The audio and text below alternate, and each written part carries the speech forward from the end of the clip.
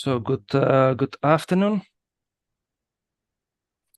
and welcome to this second open public lecture for this year of the CEMES of the Center for Ecumenical, Missiological, and Environmental Studies.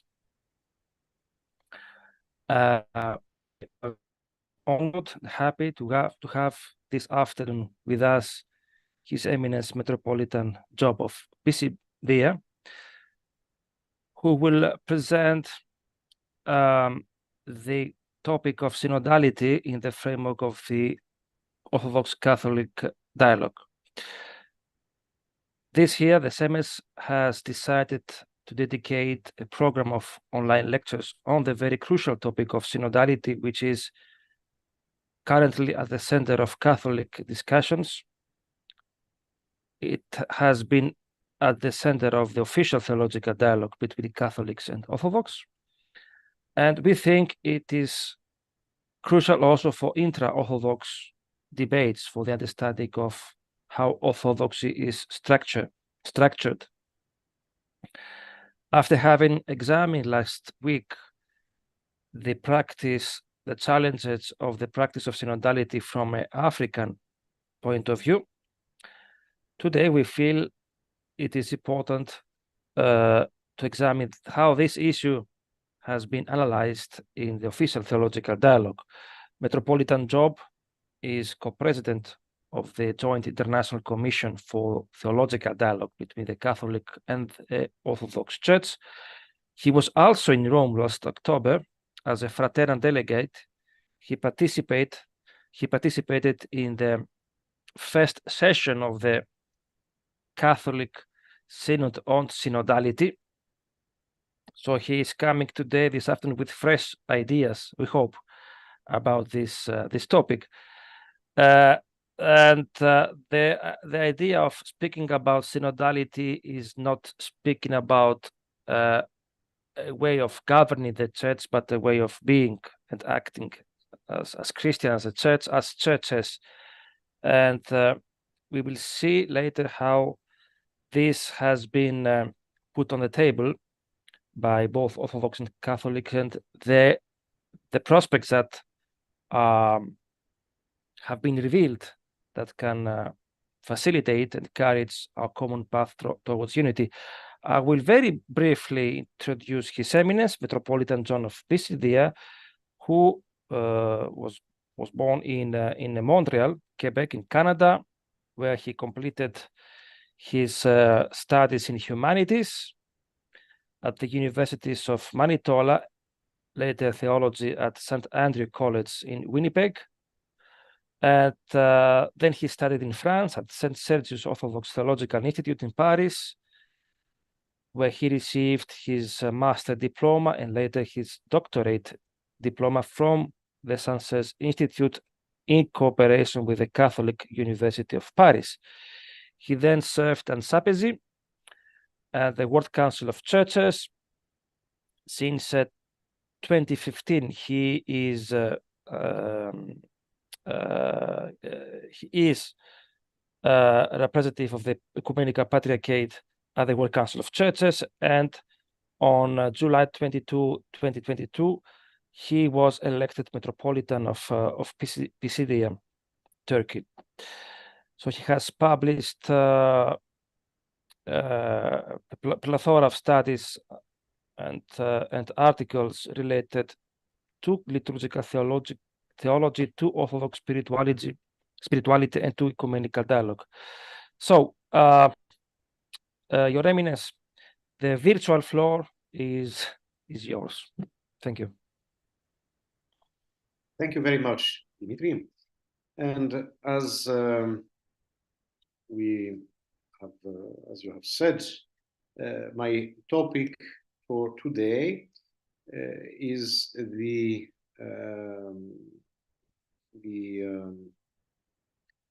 synodality as understood, presented in the Orthodox-Catholic dialogue.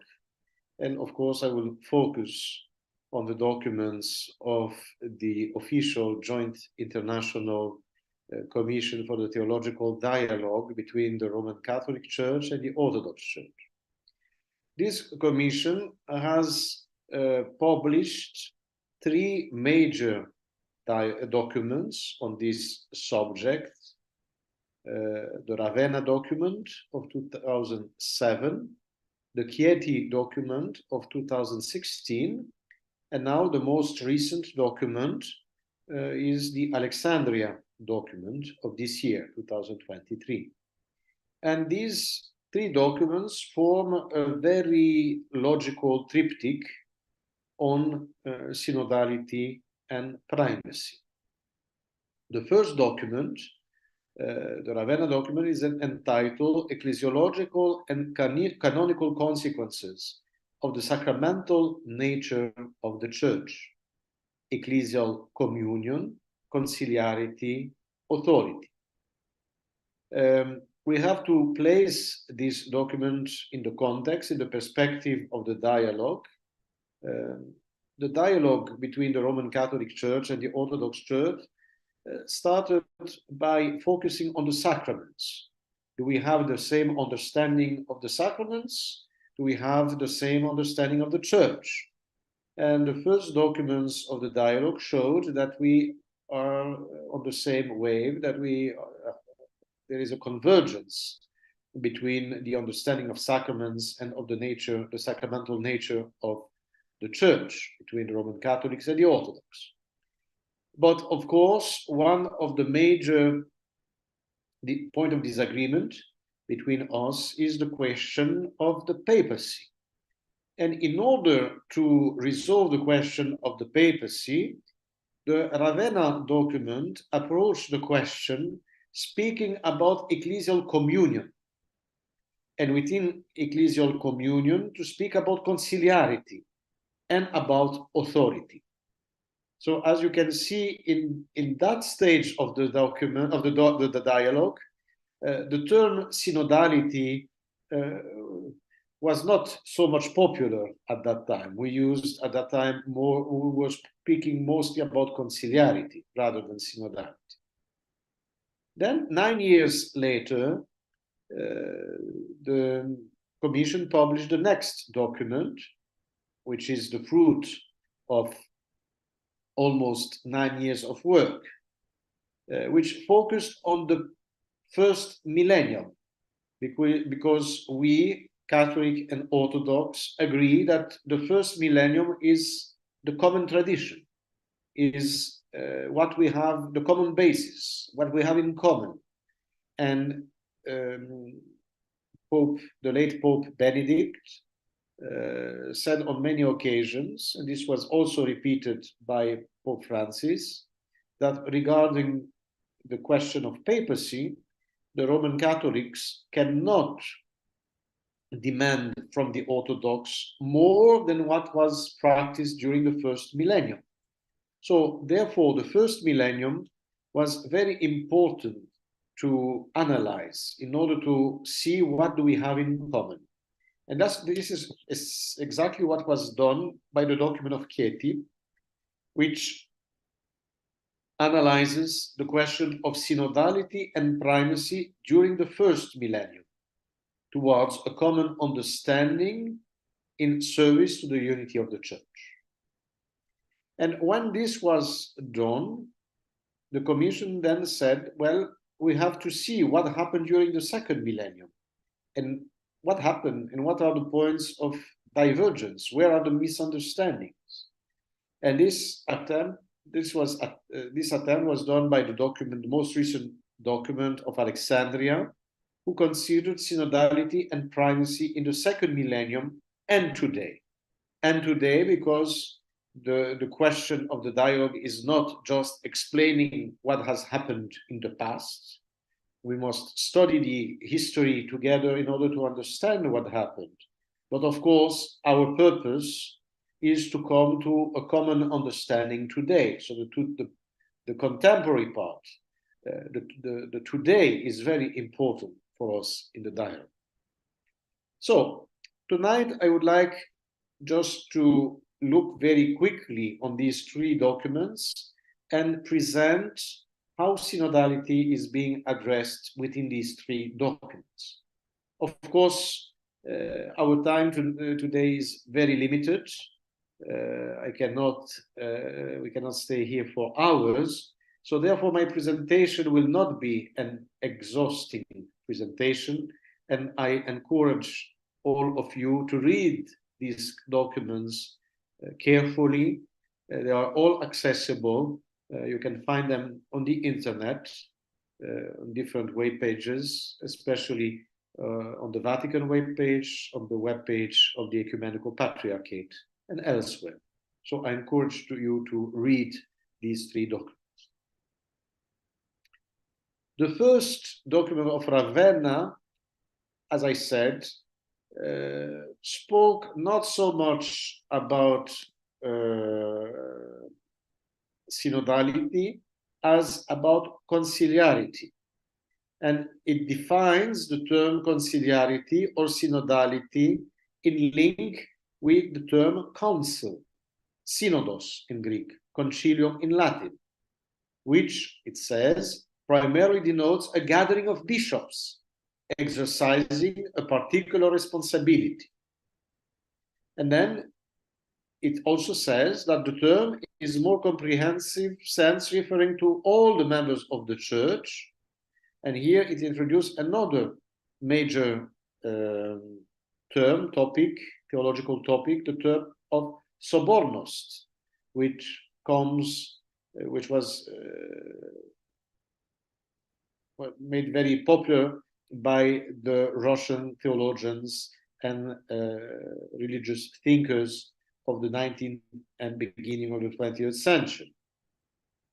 So, accordingly, says the document, we shall speak first of all of conciliarity, signifying that each member of the body of Christ, by virtue of baptism, has his or place or proper responsibility in the Eucharistic communion, koinonia, and that conciliarity reflects the Trinitarian mystery and finds therein its ultimate foundation.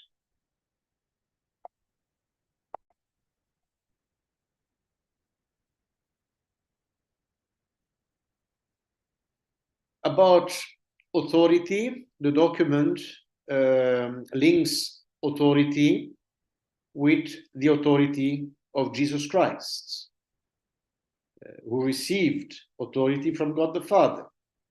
And this authority was later transmitted through the apostles to the bishops as their successors.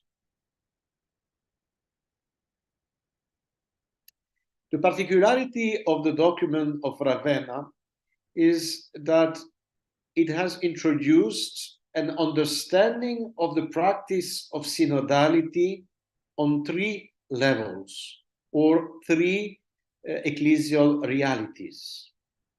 It speaks first of conciliarity or synodality at the local level, and it means by that first of all, the church gathers locally in an eparchy, and it is the gathering of baptized faithful with at their head their clergy, which are gathered around their bishop.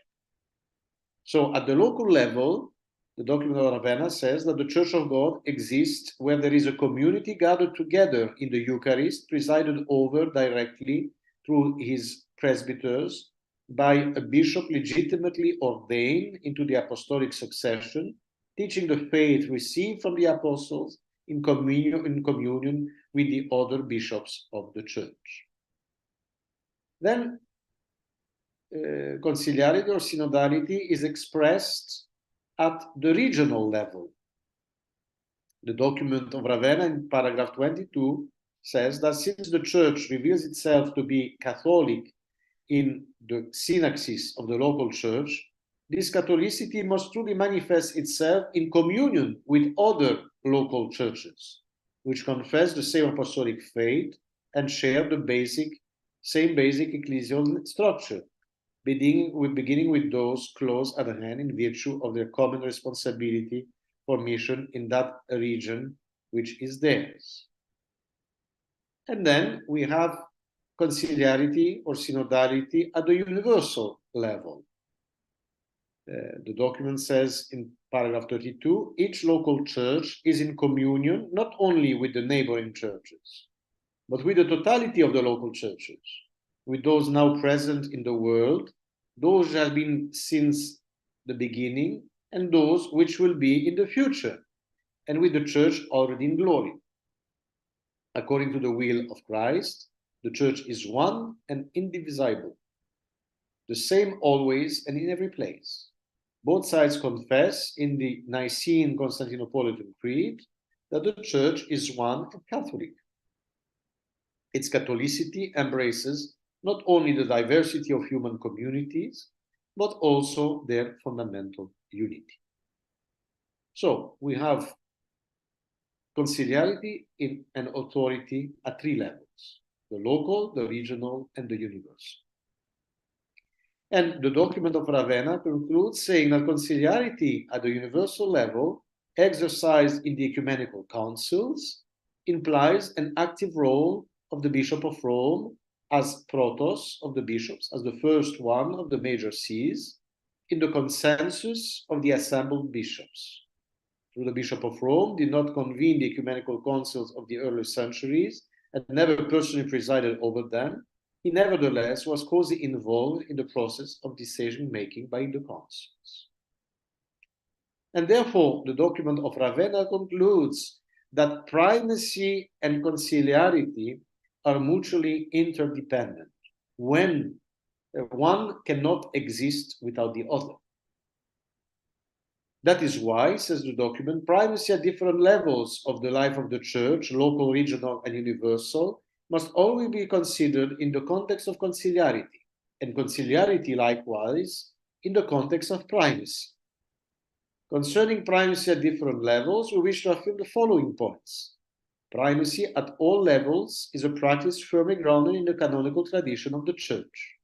Secondly, while the fact of primacy at the universal level is accepted by both East and West, there are differences of understanding with regard to the manner in which it is to be exercised, and also with regard to its scriptural or theological foundations. And as a conclusion, the document of Ravenna states, it remains for the question of the role of the Bishop of Rome in the communion of all the churches to be studied in greater depth. What is the specific function of the Bishop of the First See in an ecclesiology of Koinonia, and in view of what we have said on conciliarity and authority in the present text? How should the teaching of the First and Second Vatican Councils on the universal primacy be understood and lived in the light of the ecclesial practice of the first millennium? These are crucial questions for our dialogue and for our hopes of restoring full communion between us. So you see, the conclusion of the Ravenna document gives the roadmap for the next stages of the dialogue. And this is why the next document of Getcha of 2016 tried to respond to the first question, while the newest document of 2023 of Alexandria responds to the second question. So, the document of Chieti continues in the same way as the document of Ravenna by speaking of synodality as a fundamental quality of the Church as a whole, and quoting the famous quote from St. John Chrysostom, who says that church means both gathering, systema, and synodos. It also underlines that the term primacy refers to being the first in the synod, and that this primacy is an authority which derives from the head, Jesus Christ. Now, It also understands synodality at three different levels: on the local level, on the regional level, and on the universal level. So, concerning the local level, it states that the one holy Catholic and Apostolic Church, of which Christ is the head, is present in the Eucharistic synaxis of a local church under its bishop. He is the one who presides, the proestos. In the liturgical synaxis, the bishop makes visible the presence of Jesus Christ. In the local church, in the eparchy, in the diocese, the many faithful and clergy, under the one bishop, are united with one another in Christ and are in communion with him in every aspect of the life of the church, and most especially in the celebration of the Eucharist.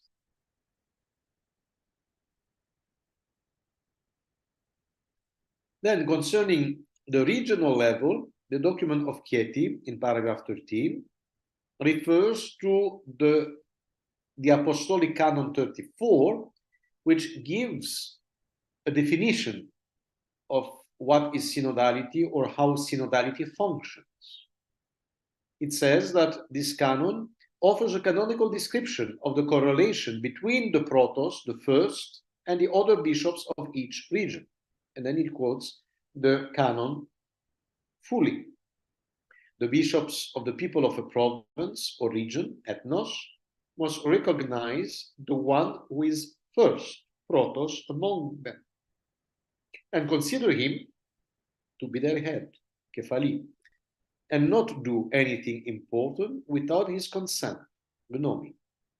Each bishop may only do what concerns his own diocese and its dependent territories, but the first protos cannot do anything without the consent of all. For in this way, concord, homonia will prevail, and God will be praised through the Lord in the Holy Spirit. But synodality is also expressed at the universal level. And in paragraph 15, the document of Chieti explains that between the 4th and the 7th centuries, the order, taxis, of the 5 patriarchal sees came to be recognized, based on and sanctioned by the ecumenical councils, with the See of Rome occupying the first place, exercising a primacy of honor, presvia tis times, followed by the sees of Constantinople, Alexandria, Antioch, and Jerusalem, in that specific order, according to the canonical tradition.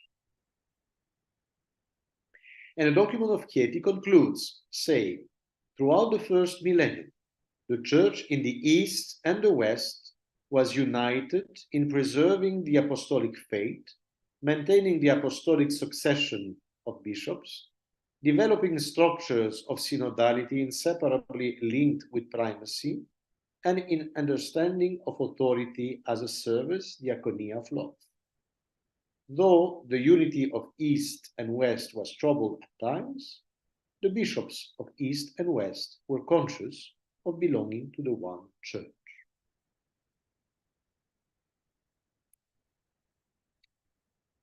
Now, the second document after Ravenna, and the most recent one of the Theological Dialogue, the document of Alexandria of 2023, responded to the question how this synodality and primacy was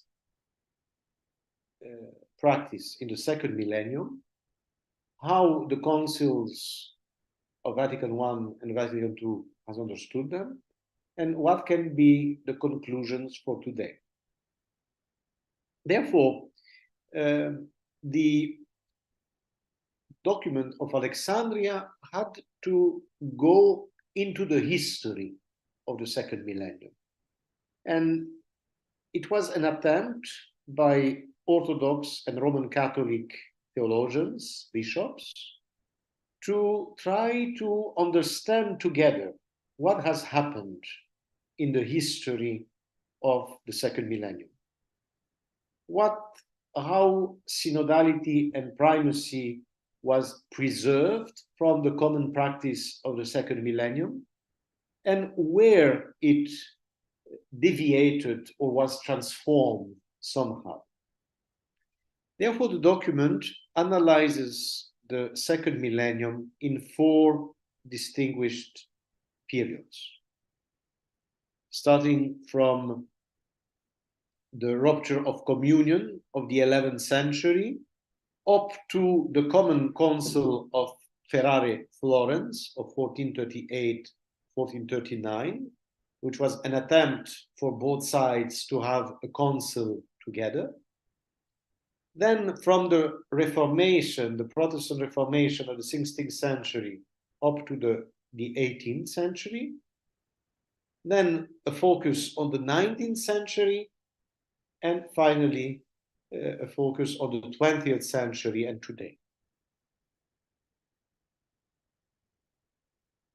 From the first period up to the Council of Florence, the document notes that at that time, despite the doctrinal development of Roman primacy, synodality was still evident.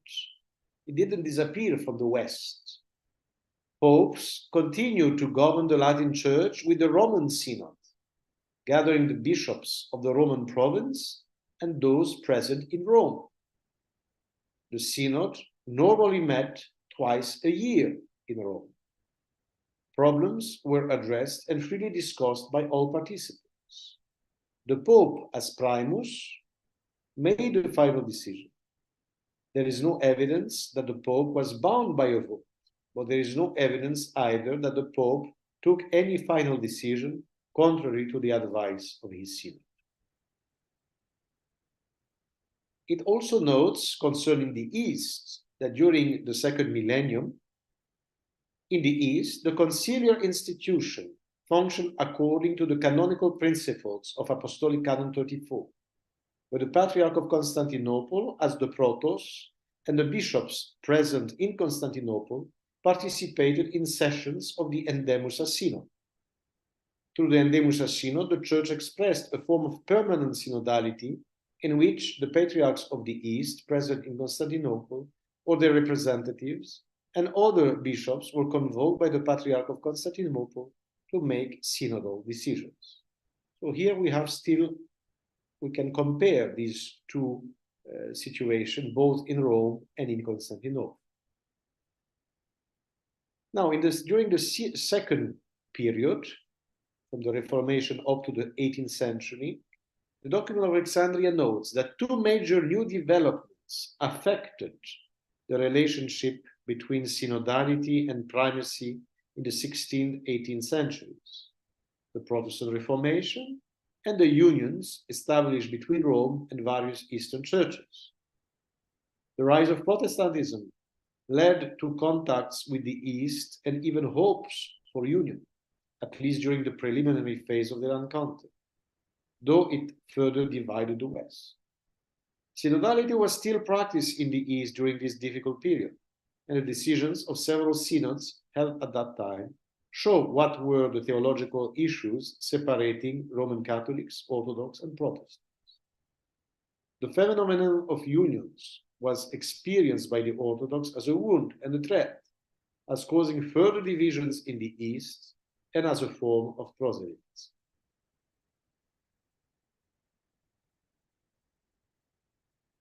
The document of Alexandria also notes that beginning in the late 16th century, polemical works appeared by both Eastern and Western authors, particularly on the topic of papal supremacy. Subsequently, the question of papal primacy was addressed either polemically or apologetically in Eastern synodical decisions, confessions of faith, and canonical commentaries. So here we can see directly a consequence of the Protestant Reformation, which was aimed against papal primacy and which has affected the understanding of primacy both in the West and in the East. And now we come to the 19th century developments. the document of Alexandria says that Pope Pius IX's encyclical letter in Suprema Petri Apostoli Sede of 1848 emphasized that the supreme authority of the Roman pontiffs was always recognized in East and called the Orthodox to return to communion with the See of Peace. The Orthodox patriarchs of Constantinople, Alexandria, Antioch, and Jerusalem reacted and issued their patriarchal and synodical encyclical letter of 1848, in which, among other issues, they argued against papal supremacy. So we can see that it's only in the 19th century that this topic of papal primacy became very polemical. Also, the document of Alexandria notes that in the 19th century, the Orthodox Church was confronted with an exacerbation of nationalism, and even with the intention of integrating this into the structure of the church organization. This is where in Orthodoxy we have the appearance of a certain concept of national churches. And the document notes that the Great Council held in Constantinople in 1872 condemned ethnophilitism, religious nationalism, on the occasion of the Bulgarian Schism. At the breakup of the Ottoman Empire, national emancipation movements led to the formation of nation state in the Balkans. In order to express and foster the Eucharistic unity of the Church in this new situation, the Ecumenical Patriarchate granted autonomous autocephaly to the churches of Greece, Serbia, and Romania, according to the national canonical tradition, and these churches were included into the diptychs. So, in other words, in order to avoid the development of the concept of national churches, having each national church being closed on itself and then separated with the others, the Orthodox Church tried to address this issue by granting autocephaly, where autocephaly, the concept of autocephaly, is based on the principle of communion of churches, koinonia των εκκλησιών, and therefore trying to maintain the communion between the different regional churches. But this is where we can see from the 19th century that the notion of synodality at the universal level was wounded by the concept of nationalism. And this is one of the problems we face until today.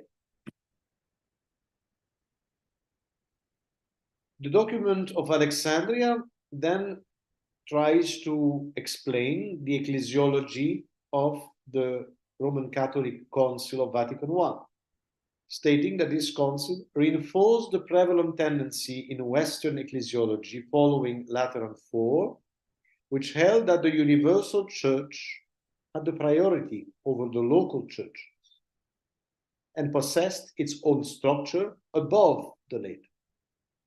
And thus, the Pope was not simply the bishop of the local church of Rome, but the pastor of the whole church.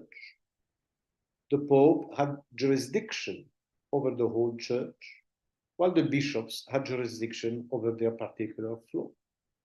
So this we see, once again, a transformation that happened only in the 19th century.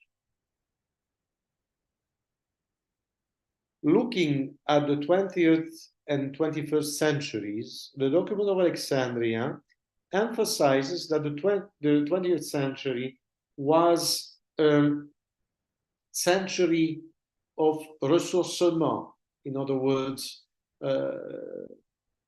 coming back to the tradition, coming back to the sources, especially the biblical and patristic sources.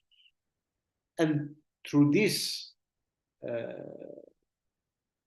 approach, there was a rapprochement between the church, because looking together on the common sources, considering together the common sources, well, of course, if we consider our common sources, then we find ourselves closer to each other.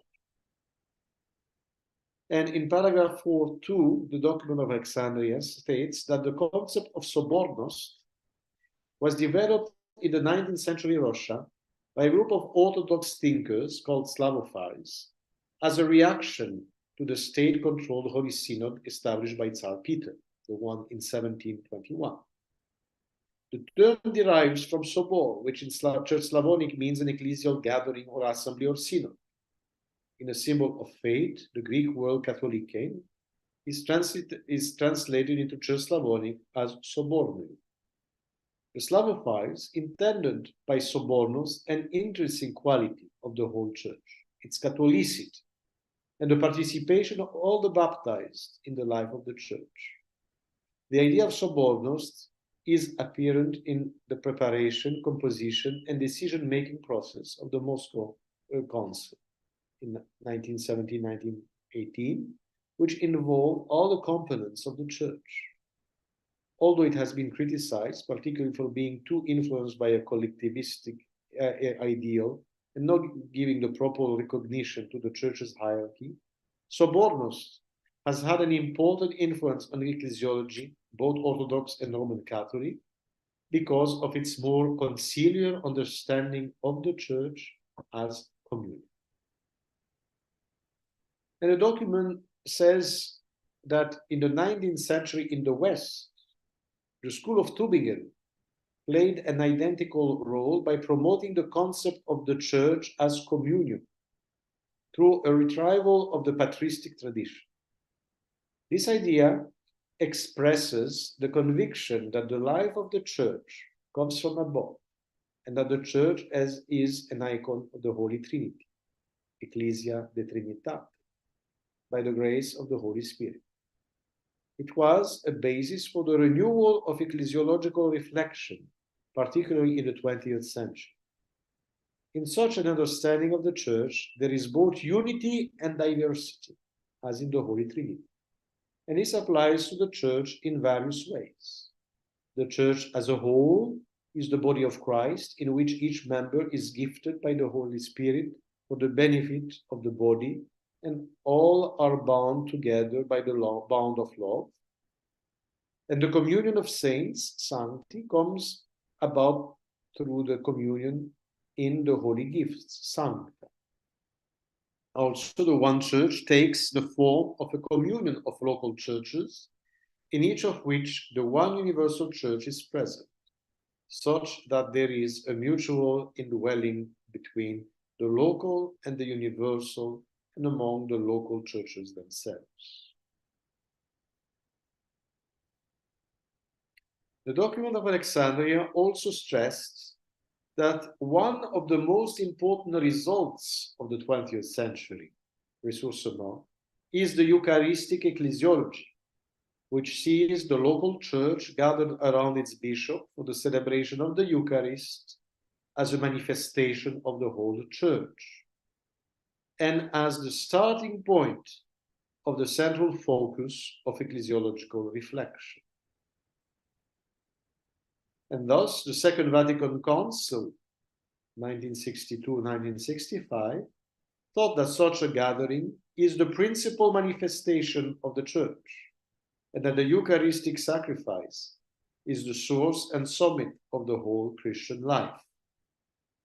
So here we have, let's say, a renversement.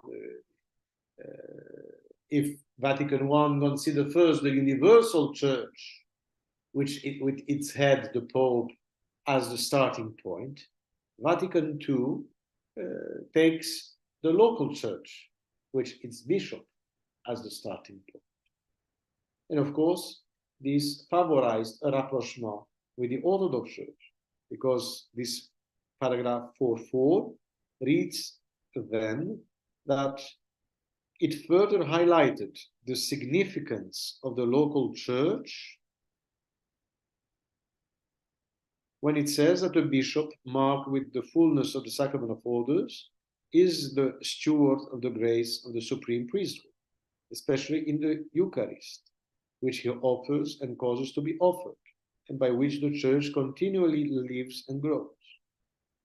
And the Holy and Great Council of the Orthodox Church in Crete, 2016, stated that the tradition of the Apostles and the Fathers always emphasized the indissoluble relation between the entire mystery of divine economy in Christ and the mystery of the Church, and also between the mystery of the Church and the mystery of the Holy Eucharist, which is continually confirmed in the sacramental life of the Church through the operation of the Holy Spirit. It likewise stated that each local church, as she offers the Holy Eucharist, is the local presence and manifestation of the one Holy Catholic and Apostolic Church. And the document concludes this paragraph by stating that these two major councils need close consideration, because they are, in essence, very near. And then we come to the conclusion of the document of Alexandria, which states that the Second Vatican Council opened new perspectives by fundamentally interpreting the mystery of the Church as one of communion. Today, there is an increasing effort to promote synodality at all levels in the Roman Catholic Church. There is also the willingness to distinguish what might be termed the patriarchal ministry of the Pope within the Western or Latin Church from his primordial service with regard to the communion of all churches, offering new opportunities for the future. In the Orthodox Church, synodality and the primacy are practiced at the pan-Orthodox level according to the canonical tradition by the holding of holy and great councils, such as the latest one in Crete in 2016.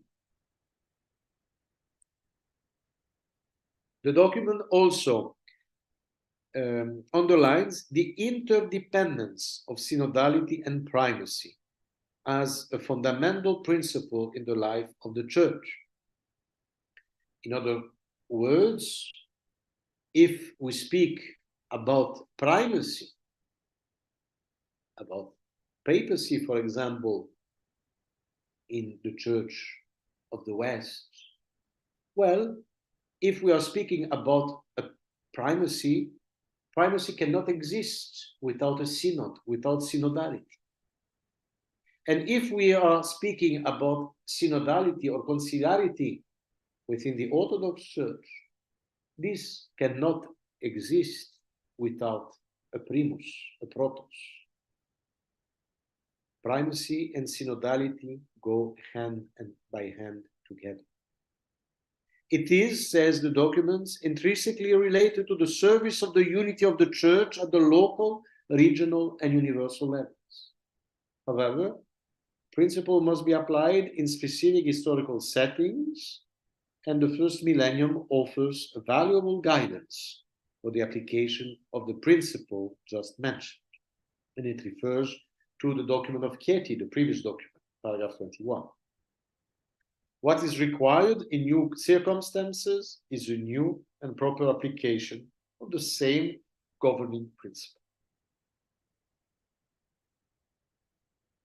And also, the document says, in paragraph 5y, that our Lord prayed that his disciples may all be one. The principle of synodality primacy in the service of unity should be invoked to meet the need and requirements of the Church in our time.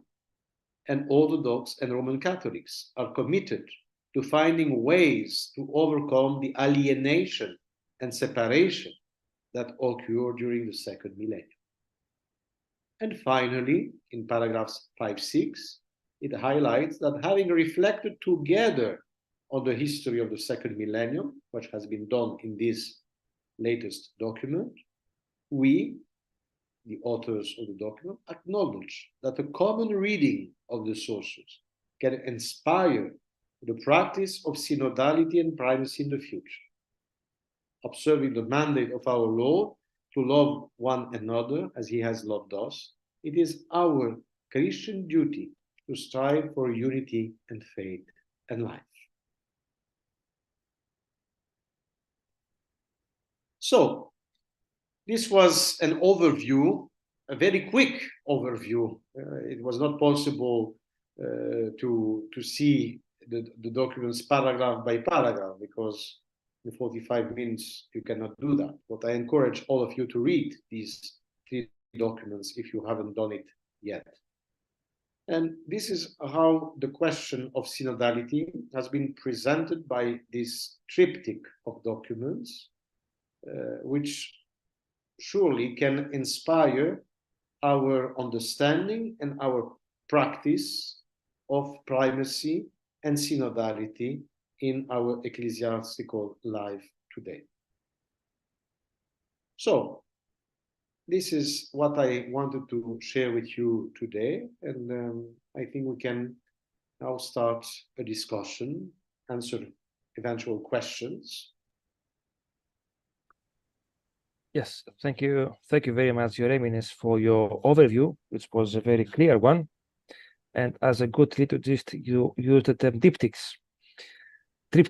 to speak about the 3 documents, the 3 most recent documents of the official theological dialogue from Ravenna to Alexandria. If I'm not wrong, you participated in the last 2 sessions of Chieti and I presided the Chieti plenary and the Alexandrian plenary.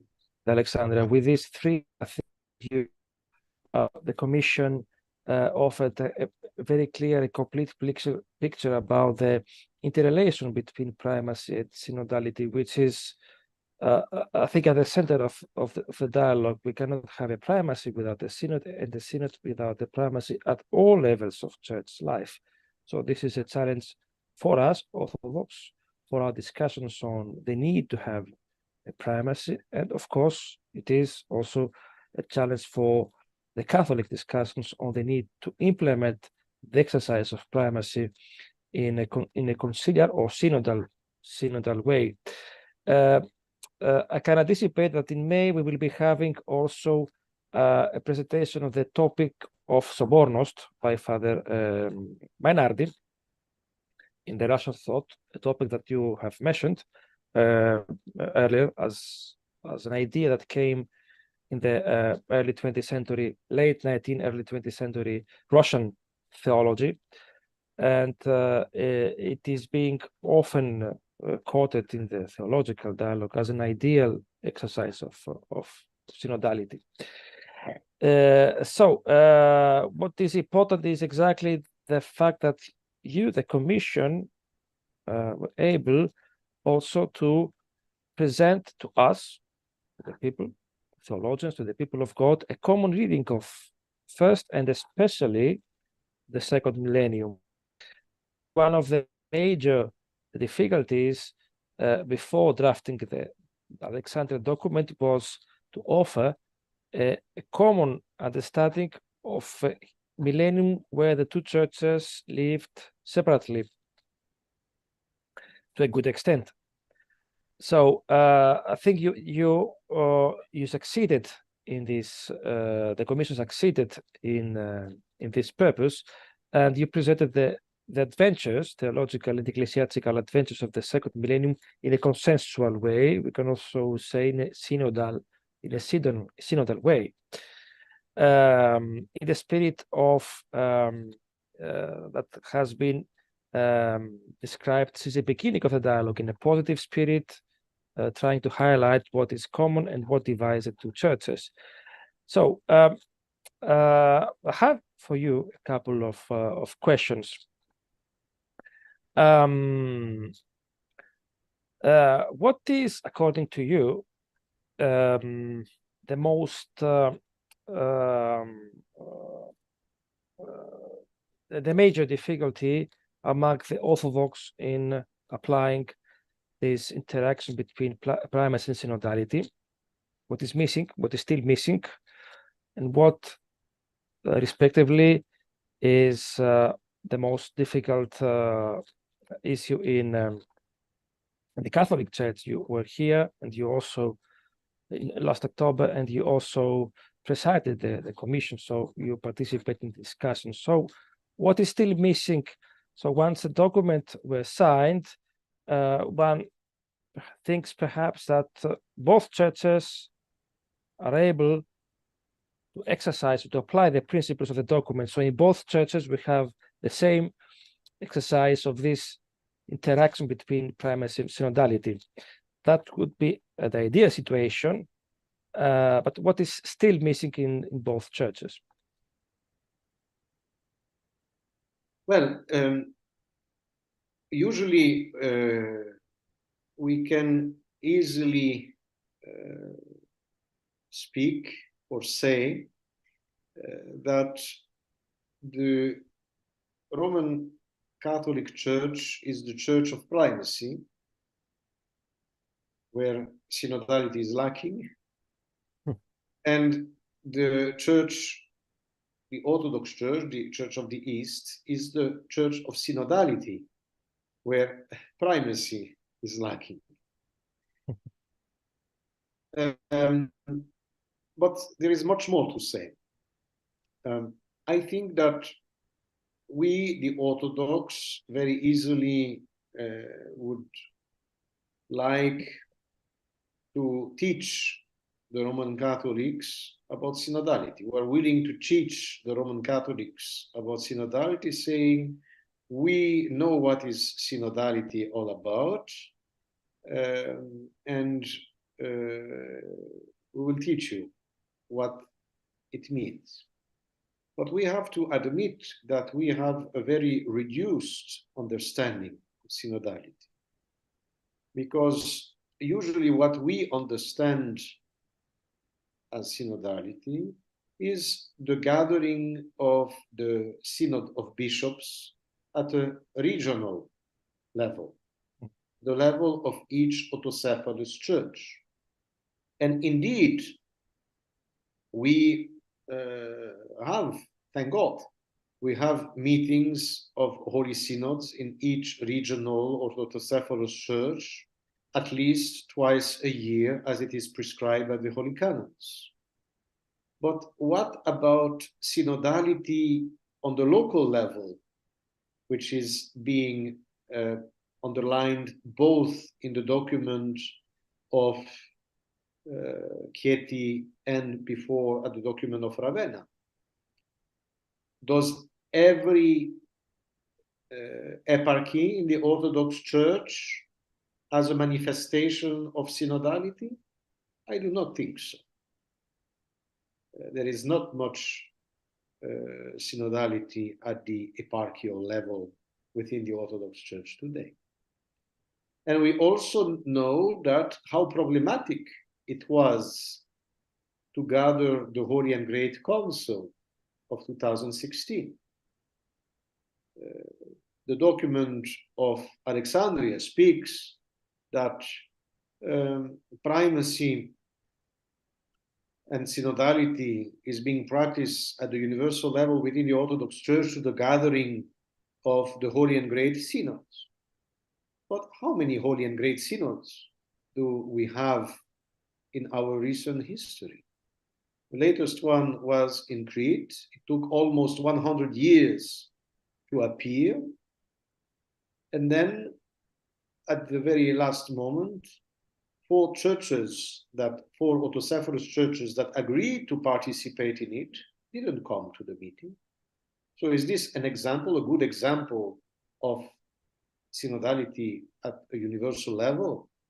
So you see, we have a lot of problems to solve in the Orthodox Church concerning the practice of synodality, and also regarding the understanding of primacy.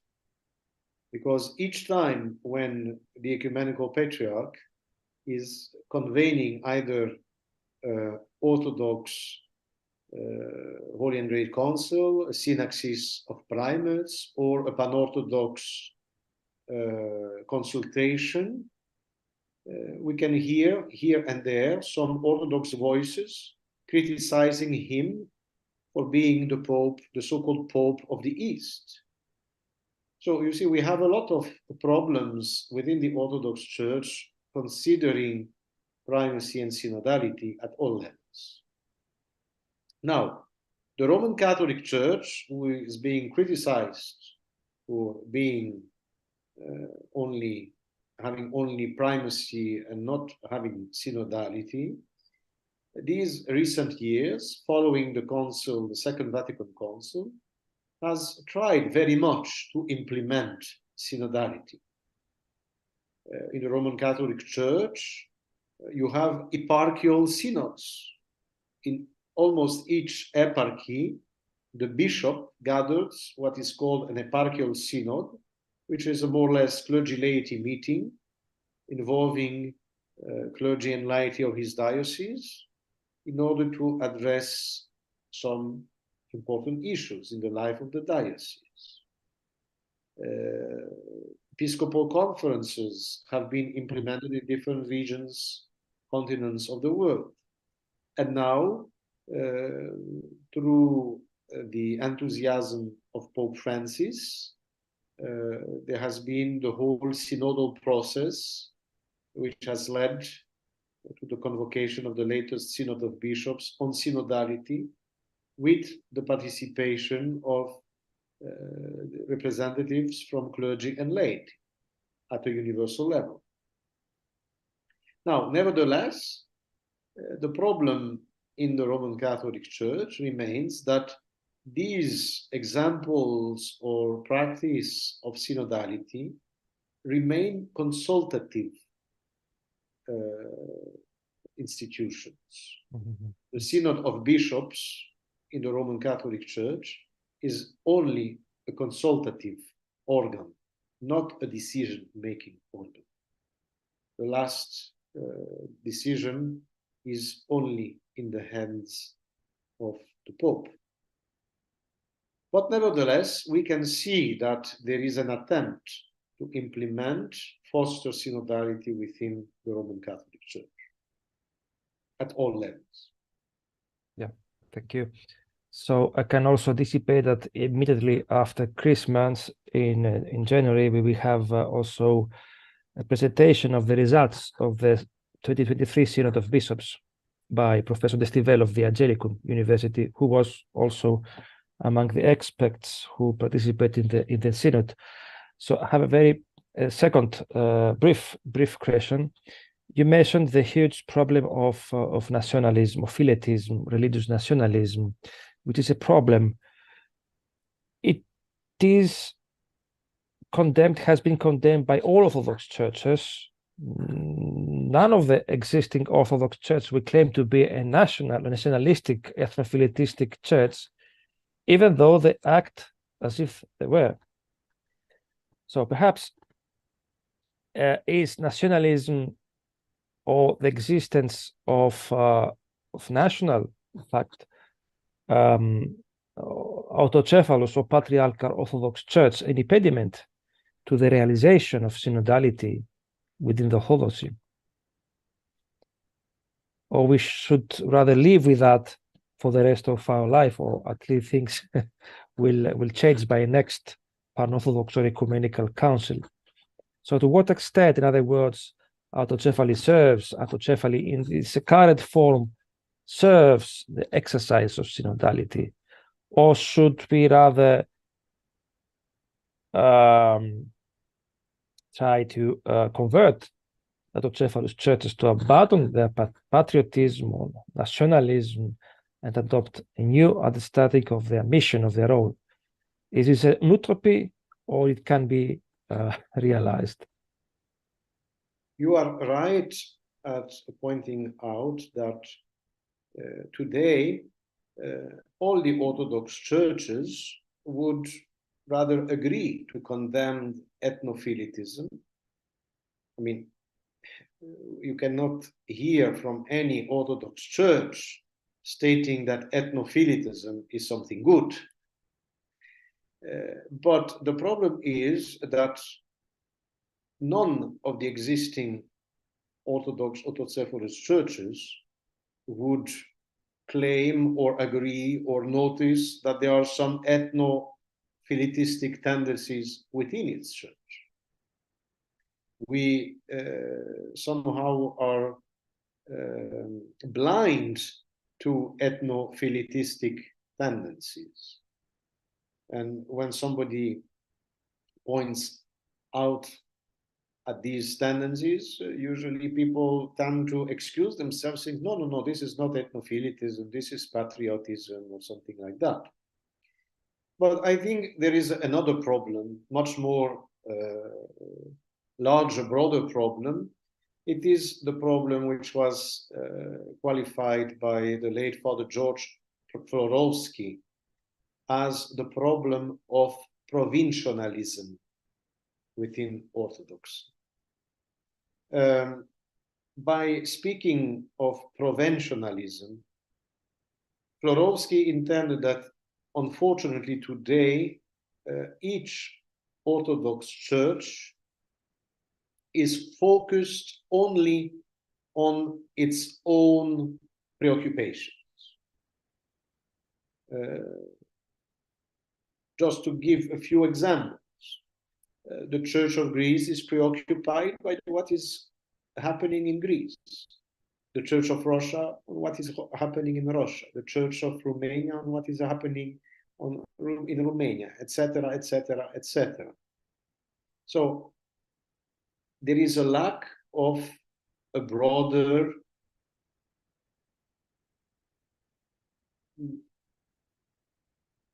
universal ecumenical vision. And the same was pointed out also later on by His Beatitude Archbishop Anastasios of Tirana, the primate of the Church of Albania, in his book on mission, his famous book on mission. He says that most of the autocephalous Orthodox churches are preoccupied by their own problems. The Church of Greece by the problems in Greece, the Church of Russia about the problems in Russia, the Church of Serbia about the problems in Serbia, and nobody cares about the mission in other parts of the world. So this is the problem of provincialism, about which Florovsky pointed out, especially after the First Assembly of the WCC, the World Council of Churches in Amsterdam in 1948. We lack of a larger vision, a broader vision that would embrace the whole ecumenic. And of course, the Roman Catholic Church, having a universal center, which is the Vatican, this helps them to have a much more broader vision for their mission and for their functioning. So I think we, the Orthodox, have to consider this problem of provincialism and find solutions how to overcome it and have adopt a much more larger vision, broader vision. Yeah, thank you for this. Archbishop Giannulatos, in his opening address at the Holy Great Council, spoke about egoism as an heresy. A form of this egoism is also national egoism. And also the Ecumenical Patriarch, in his opening address to the Synod, spoke about the isolation of the churches. The lack of synodality is that the church claim that they not need the others, which is still an heresy, an ecclesiological heresy. I don't need you, he said, which is contrary to what we to church communion. Synodality wants to implement the unity and communion among the churches. So this is at the root of the problem. So we have some time, and I would like to open our discussion and give now the floor to my colleagues here. And first to Professor Father Agostinos Baraktaris from the Patriarchal Academy of Greece and member also of the CEMES. So, Professor Baraktaris, your comment, please, to the discussion. Me, because okay. So greetings from my part. Firstly, Your Eminence, I would like firstly to congratulate you because you presented a wonderful speech. And it's not quite often to see an Orthodox bishop to make such kind of statements regarding the official theological dialogue between the two historical churches. Just I would like to change the order of my questions. I would love to continue from your last comment. Just it came to my mind that the first, if I'm not wrong, the first person academic one who spoke about the provincialism, it was Alivizatos, Amilkas Alivizatos, who spoke about it nearly in 900s, in 1923, if I'm not wrong. And he said that provincialism is the major deficit and disadvantage of the Orthodox Church. And later on, of course, as correctly pointed out, it's Father George Florovsky. And so I have a couple of questions. Some are, the first one is easy, the second one is difficult question. So do you think if the World Council of Churches has facilitated, assisted both churches to engage, developing more actively their official theological dialogue in time, right? So in 60s and later on. So that was the easy question. And also I would like to pose, if you don't mind, my second question right after.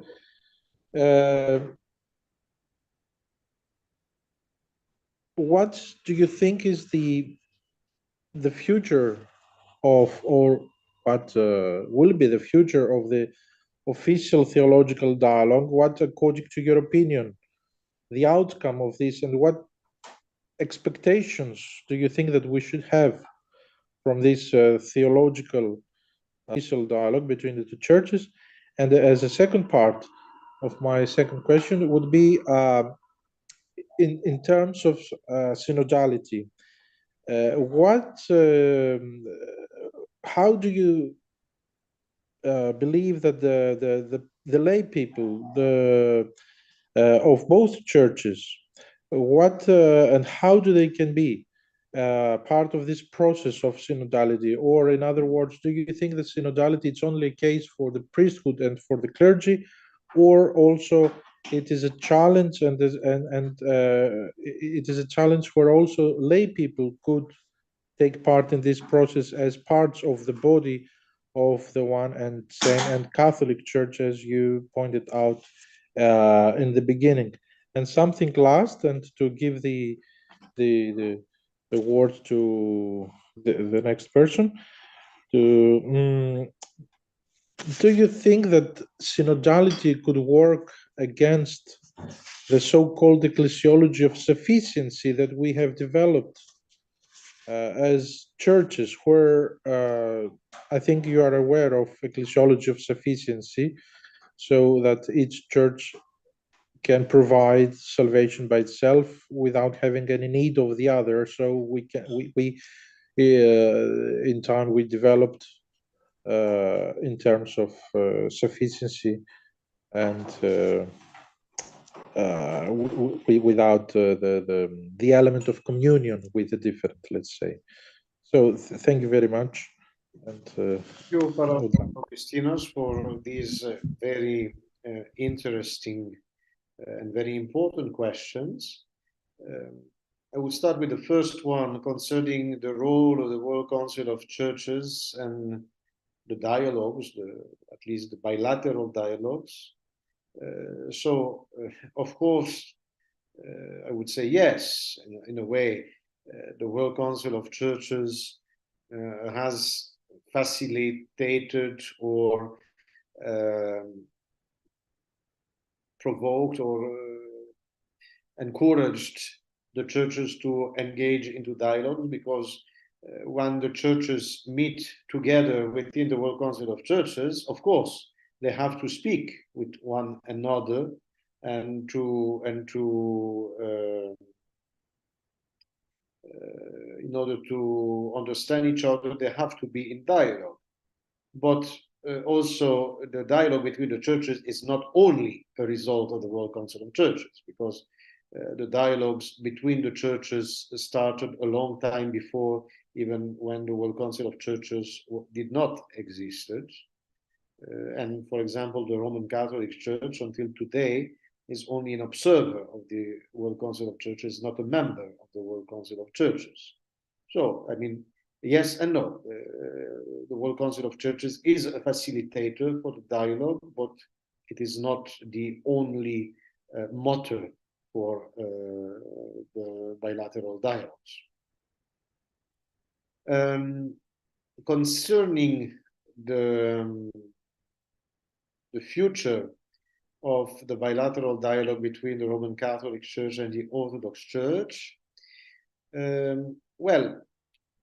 now, having said what the Commission has said about primacy and synodality in Alexandria, we believe that everything that could be said has been said.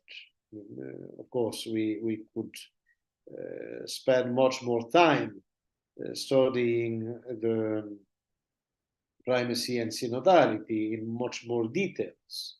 But we are not sure that this would provide much more to what can be said on that topic. But the objective of the theological dialogue between the Orthodox and the Roman Catholic Church is to come to a common understanding, come to full communion, and the Commission has decided for its further steps to work on the next document, which is for the moment, it's still a working document. It has not been published yet, but at this stage, the title of the document is Towards Unity in Faith, Theological and Canonical Issues. So the next step for the theological dialogue would be to identify, to make a catalog of all the questions, either canonical or doctrinal questions, that were considered to be, until today, a point of disagreement, as something preventing us of restoring the full communion between our churches.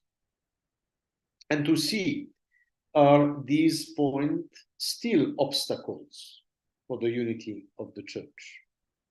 And if there are still obstacles for the unity of the churches, then to focus on a study on each of these points.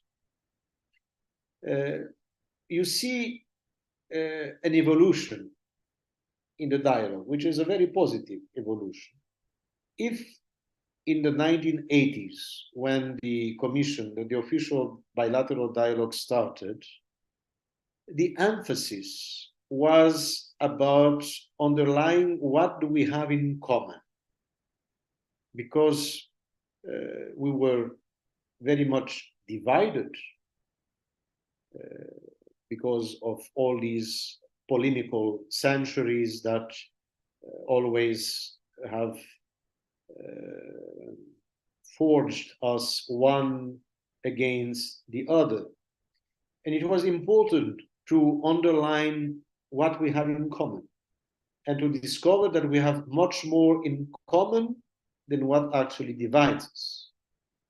But now the Commission has become more mature.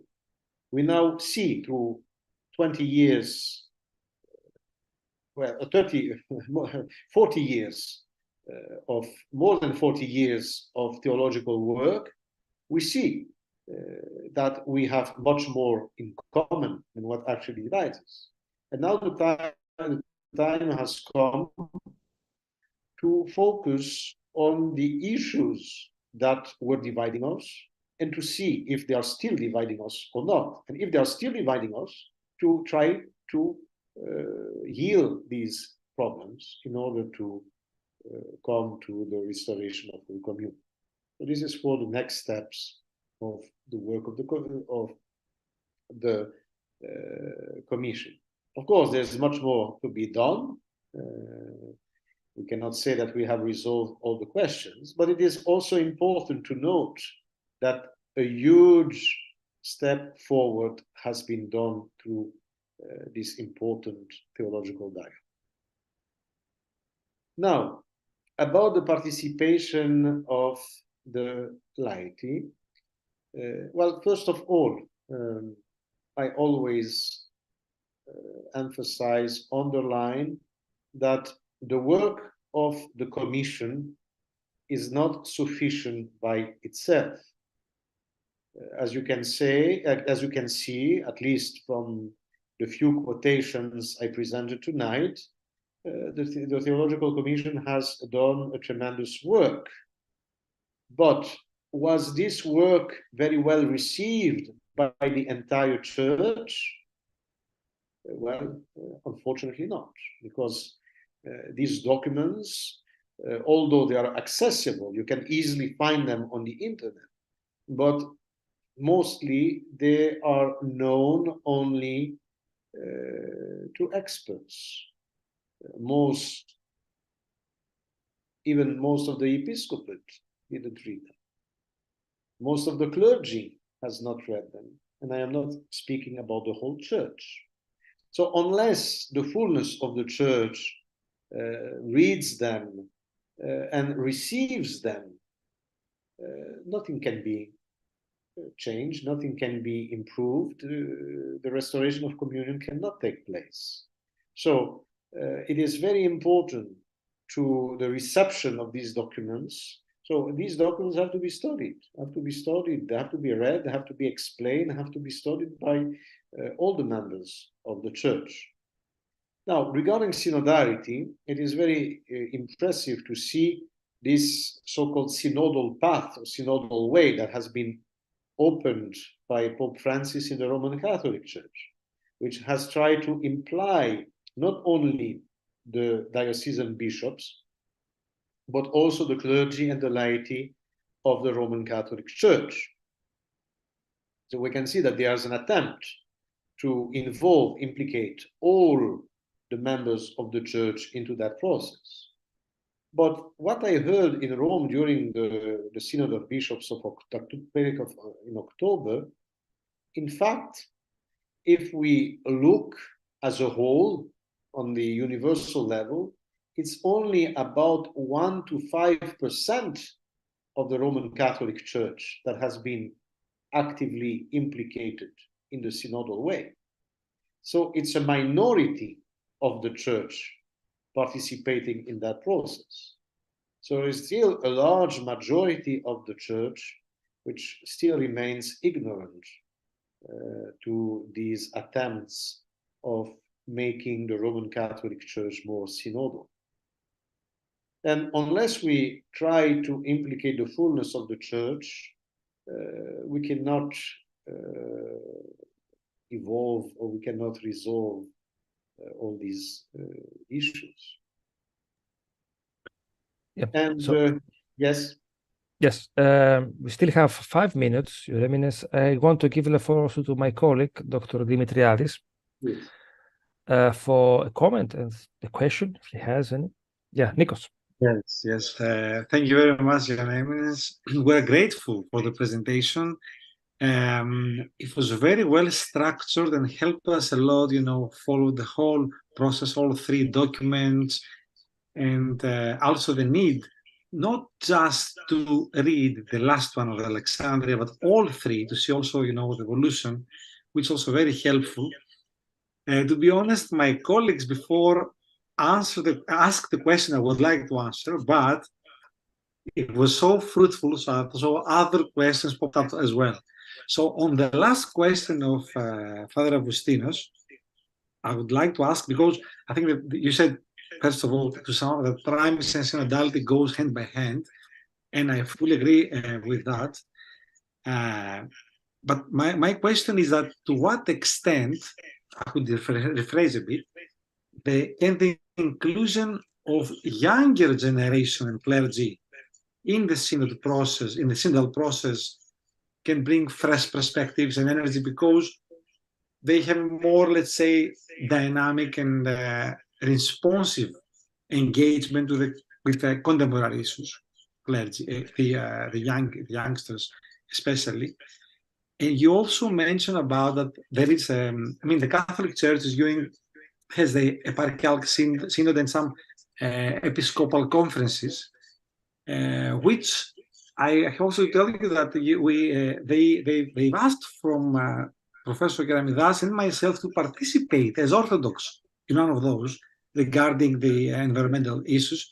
So whether if you see any light in the tunnel regarding similar things to happen in the Orthodox context, and if we'll be able once to, I have in my hand the last book, probably you recognize it, to read, a book titled "Listening to the West" instead of listening to the East. So one of my questions is this. Thank you very much. Well, first of all, there is some light in the tunnel. I was very pleased as the co-chair of the official commission for the theological dialogue to see in Alexandria that the Orthodox delegations have been renewed, because many churches, at the invitation of the Ecumenical Patriarch, have appointed new delegates, and many of these delegates are younger bishops or younger theologians. So in the commission, they are not only retired people, but we have some young people as well, and this is very important. We have, of course, in the dialogues in the ecumenical movement, we need the experience of the elders, as in any aspect of the ecclesial life, but also, the elders have to form a newer generation in order to continue the work that has been done in the previous years or the previous centuries. So the implication of young theologians, young bishops, is very important for the dialogue. And also, I am very happy to see that among the younger generation of Orthodox theologians, which are active either in their local church or in the various international societies or conferences, we can see that the younger generation is very much interested into ecumenical questions and into the theological dialogue between our churches. So these are positive aspects. There is some hope for the future. Of course, there is some hope for the future. The problems exist, but a sign of light is the fact that we can discuss problems, and we are aware of. There are many ways to improve our exercise of synodality, our exercise of being church. Of course, the center has not the power or the authority to receive formally the documents of the dialogue. What we have tried to do was to present these documents, which is part of the reception of the dialogue. The dialogue is not among experts, it's among churches. So it's among the people of the churches, the laity, the clergy, and the hierarchy of the churches. So the fact that we have presented what the official documents have said about the dialogue is a step towards the reception from the people of the church, from the faithful in general. So thank you very much, Your Eminence. Thank you very much, my colleagues, Nikos and Augustinos. We will meet each other next year in January, in a month from now, to continue our reflection, discussion on the Catholic synodal path, synodal way, and we will make the announcements about the exact date and the exact hour of the of the next lecture of the center. So, Eminence, thank you very much for your presentation. We will offer a short Greek translation of your presentation of the text that you have chosen to present us. So, and happy Merry Christmas, happy feast to all, Καλά Χριστούγεννα to all of you, and see you soon. So thank you again. Very much. Bye. Thank you, Giorgio, Dimitri, Nikolai.